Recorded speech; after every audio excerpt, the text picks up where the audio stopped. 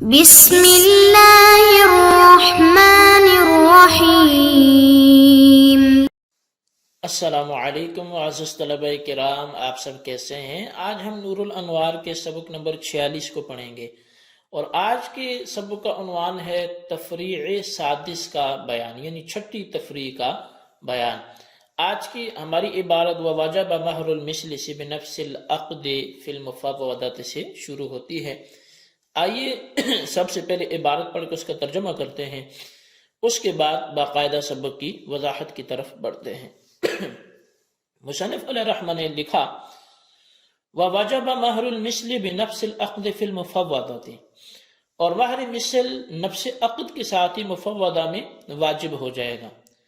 عطف علی قوله صح ایقاع الطلاق وتفریع علی حکم الخاص، ای لأجل ان العمل بالخاص واجب ولا يحتمل البیان۔ فرماتے ہیں یہ صح ایقاع الطلاق پہ اس کا عطف ہے، اور یہ خاص کے حکم پر تفریع ہے، یعنی کہ اس بات کی وجہ سے کہ خاص پر عمل کرنا واجب ہے اور وہ بیان کا احتمال نہیں رکھتا۔ وجب مہر المثل بنفس العقد من غیر تاخیر الی الوطء فی المفوضۃ، فرماتے ہیں کہ مہر مثل نفس عقد سے ہی واجب ہو جائے گا بغیر تاخیر کیے وطی کی طرف مفوضہ کی صورت میں۔ وَهُوَ إِنْ كَانَ بِكَسْرِ الْوَاوِ فَالْمَعْنَى الَّتِي فَوَّضَتْ نَفْسَهَا بِلَا مَهْرٍ، اور مفوضہ اگر یہ واو کی کسرہ کے ساتھ مفوضہ ہو تو پھر اس کا معنی یہ ہوگا کہ وہ عورت جس نے اپنے آپ کو بغیر مہر کے سپرد کر دیا ہو۔ وَإِنْ كَانَ بِفَتْحِ الْوَاوِ فَالْمَعْنَى الَّتِي فَوَّضَهَا وَلِيُّهَا بِلَا مَهْرٍ، اور اگر یہ واو کے فتح کے ساتھ ہو مفوضہ ہو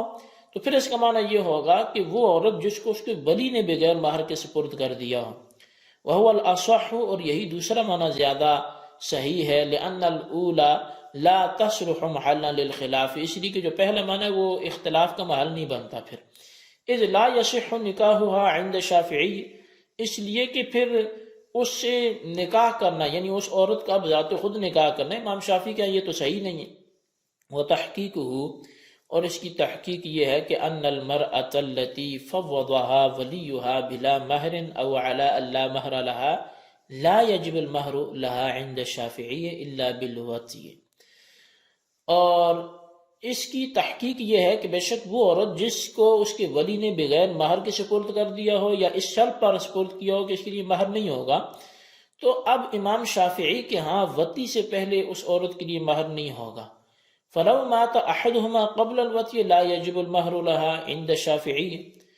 تو اگر زوجین میں سے کوئی ایک وطی سے پہلے مر جاتا ہے تو امام شافعی کے ہاں اس عورت کے لیے مہر واجب نہیں ہوگا۔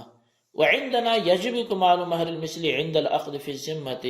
جبکہ ہمارے نزدیک یعنی احناف کے نزدیک پورا مہر مثل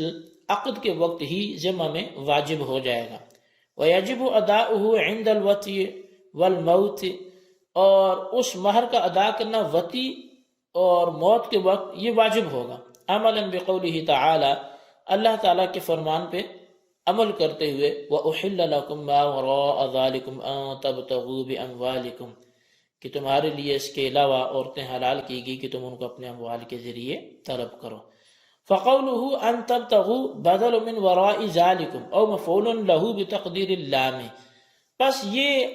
جو اللہ تبارک و تعالیٰ کا فرمان ان تبتغوا ہے، یہ من ورائکم سے بدل ہے، یا پھر یہ لام کے مقدر ہونے کے ساتھ مفعول لہو ہے۔ ای احل لکم ما وراء المحرمات لان تبتغوا باموالکم، یعنی کہ تمہارے لیے محرمات کے علاوہ عورتیں حلال کی گئی یہ کہ تم ان کو اپنے اموال کے ذریعے طلب کرو۔ فالباء لفظ خاص وضع لمعنى معلوم، پس یہاں جو بِأَمْوَالِكُم میں با ہے یہ ایک خاص لفظ ہے جو معنی معلوم کے لیے وضع کیا گیا، وَهُوَ الْإِلْصَاقُ، اور وہ معنی معلوم الصاق ہے۔ وَقِيلَ الْابْتِغَاءُ لَفْظٌ خَاصٌ وُضِعَ لِمَعْنًى مَعْلُومٍ وَهُوَ الطَّلَبُ، اور کہا گیا ہے کہ الابتغاء یہ لفظ خاص ہے جو معنی معلوم طلب کے لیے وضع کیا گیا ہے۔ وَعَلَى كُلِّ تَقْدِيرٍ يُوجِبُ أَن يَكُونَ ابْتِغَاءُ الْبُضْعِ مُلْصِقًا بِالْمَهْرِ ذِكْرًا، بہرحال ہر صورت میں یہ بات واجب ہوتی ہے کہ عورت کی شرمگاہ کو طلب کرنا وہ لفظوں میں مہر کے ذکر کرنے کے ساتھ ہو۔ فإن لم يذكر في اللفظ فلا أقل من أن يكون ملصقا في الوجوب على ذمته، بس اگر اس کو لفظ میں ذکر نہیں کیا تو کم از کم یہ بات ضرور ہے کہ وہ ذمہ میں واجب ہونے کے ساتھ ملا ہوا ہو۔ ولیکن یشترط ان یکون الابتغاء صحیحا، لیکن یہ بات شرط ہے کہ طلب کرنا وہ صحیح ہو، حتی لو کان بالنکاح الفاسد یجب التراخی الی الوطی بالاجماع، یہاں تک کہ اگر وہ طلب کرنا نکاح فاسد کے ساتھ ہو تو پھر تراخی وطی تک جو ہے بالاجماع یہ واجب ہوگی۔ وَقَذَا لَوْ كَانَ هَذَا الْابْتِغَاءُ لَا بِطَرِيقِ النِّكَاحِ بَلْ بِطَرِيقِ الْإِجَارَةِ أَوِ الْمُتْعَةِ أَوْ بِطَرِيقِ الزِّنَا لَا يَحِلُّ ذَلِكَ الْفِعْلُ، اور ایسی ہی وہاں بھی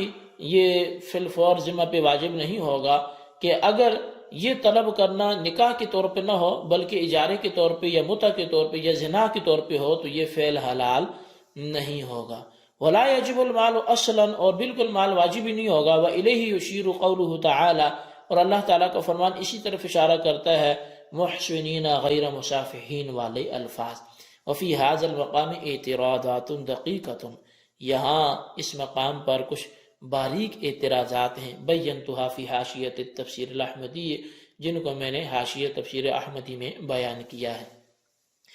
جی طلبہ کرام، یہ ہماری عبارت اور اس کا ترجمہ تھا، آپ نے بخوبی سنا۔ اب اس کی کچھ وضاحت سنتے ہیں۔ اس عبارت میں مطلقاً خاص کے حکم پر چھٹی تفریح اور خاص کے حکم اول یعنی ان یتناول المخصوص قطعا پر تیسری تفریح مذکور ہے۔ اس کا حاصل یہ ہے کہ متن میں لفظ مفوضہ، یہ مفوضہ یعنی بکسر الواو اور مفوضہ بفتح الواو دونوں ہو سکتا ہے۔ بکسر الواو کی صورت میں یعنی واو کی کسرہ کی صورت میں مطلب یہ ہوگا کہ وہ عورت جس نے اپنے آپ کو بلا مہر سپرد کر دیا، اور واو کی فتح کی صورت میں اس کا مطلب یہ ہوگا کہ وہ عورت جس کو اس کے ولی نے بلا مہر سپرد کر دیا۔ شارح فرماتے ہیں کہ اس جگہ دوسرا احتمال زیادہ صحیح ہے، کیونکہ پہلی صورت ہمارے اور امام شافعی کے درمیان اختلاف کا محل نہیں ہو سکتی، اور اس کی وجہ یہ ہے کہ امام شافعی کے نزدیک بغیر ولی کے چونکہ نکاح درست نہیں ہوتا اس لیے مہر بھی واجب نہیں ہوگا، اور جب امام شافعی کے نزدیک مہر واجب نہیں ہوتا تو ہمارے اور امام شافعی کے درمیان نفس عقد یا وطی کی وجہ سے مہر واجب ہونے میں اختلاف کس طرح ہو سکتا ہے؟ حاصل یہ کہ مہر واجب ہونے کے وقت میں اختلاف اسی وقت ہو سکتا ہے جب کہ نکاح صحیح ہو، حالانکہ مفوضہ جو مفوضہ یعنی کسرہ کی صورت میں یہ امام شافعی کے نزدیک تو اس کا نکاح درست ہی نہیں ہوتا، بس ثابت یہ ہوتا ہے کہ یہاں مفوضہ یعنی واو کی فتح کے ساتھ پڑھنا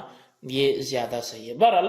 اس مسئلے کی تحقیق یہ ہے کہ وہ عورت جس کے ولی نے بغیر مہر کے نکاح کیا یا اس شرط پر نکاح کیا کہ اس کا کوئی مہر نہیں ہوگا، تو امام شافعی کے نزدیک ایسی عورت کا مہر بغیر وطی کے واجب نہیں ہوتا، یعنی امام شافعی کے نزدیک نفس عقد سے مہر واجب نہیں ہوتا بلکہ وطی سے واجب ہوتا ہے۔ چنانچہ اگر زوجین میں سے کوئی ایک وطی سے پہلے مر گیا تو حضرت امام شافعی کے نزدیک مہر واجب نہیں ہوگا، اور احناف کے نزدیک عقد ہی کے وقت پورا مہر مثل شوہر کے ذمہ واجب ہو جاتا ہے، مگر اس کا ادا کرنا اور وطی اور موت کے وقت واجب ہوگا، یعنی نفس وجوب تو عقد نکاح ہی سے ہو جاتا ہے مگر اس کی ادائیگی وطی سے واجب ہوگی یا احد الزوجین کی موت سے واجب ہوگی۔ اس سلسلے میں ہمارا جو استدلال ہے وہ اللہ تعالیٰ کے اس فرمان سے احل لکم ما وراء ذالکم ان تبتغوا باموالکم، اب اس آیت میں ان تبتغوا وراء ذالکم سے بدل ہے یا بتقدیر لام احل کا مفعول لہو ہے، بدل کی صورت میں ترجمہ یہ ہوگا کہ تمہارے لیے محرمات کے سوا سب عورتیں حلال کر دی گئی ہیں، یعنی یہ کہ تم ان کو اپنے مالوں کے بدلے طلب کرو،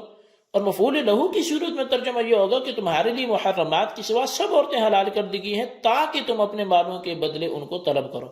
اس آیت میں بِأَمْوَالِكُمْ کا جو با ہے یہ ایک خاص لفظ ہے جو معنی معلوم الصاق کے لیے وضع کیا گیا، اور بعض حضرات نے کہا کہ ابتغاء ایک خاص لفظ ہے جو معنی معلوم یعنی طلب کے لیے وضع کیا گیا ہے۔ بہر صورت با کے معنی کی رعایت کرتے ہوئے مطلب یہ ہوگا کہ عورت کی شرمگاہ کا طلب کرنا یعنی عقد نکاح زبانی گفتگو میں مال یعنی مہر کے ساتھ ملا ہوا ہو، یعنی ایجاب و قبول کے وقت مہر کا ذکر کرنا چاہیے، اور اگر زبانی گفتگو میں مہر کا ذکر نہ آ سکے تو کم از کم شوہر کے ذمہ واجب ہونے میں ہی طلب بدعا مہر کے ساتھ ملا ہوا ہو تاکہ با کے مدلول یعنی الصاق پہ قطعی طور پر عمل ہو سکے۔ ہماری اس تقریر سے یہ ثابت ہو گیا کہ مفوضہ کے حق میں شوہر پر نفس عقد ہی سے مہر مثل واجب ہو جاتا ہے، کیونکہ اگر مہر مثل کا وجوب وتی تک مؤخر کیا گیا، جیسے کہ حضرت امام شافعی فرماتے ہیں تو طلب بدع یعنی عقد نکاح کے مال یعنی مہر کے ساتھ ملصق نہ ہونے کی وجہ سے با کے معنی پر عمل نہ ہوگا، حالانکہ با ایک خاص لفظ ہے جس کے معنی پر عمل کرنا